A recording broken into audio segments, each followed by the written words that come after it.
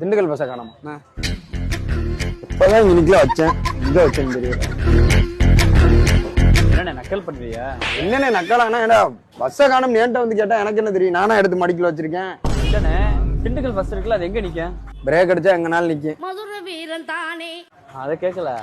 Dindigul bus எந்த இடத்துல நிக்கும்? திண்டுக்கல் பஸ் ஸ்டாண்ட்ல.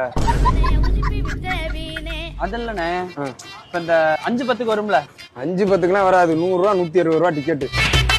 அத சொல்லலங்க, மணியை சொன்னே. மணியா? அவர் ஆட்டோ இப்பதான் சவாரி போனாப்ல. 2வது இவர் இருக்காரு மண்டாடி. புரியா?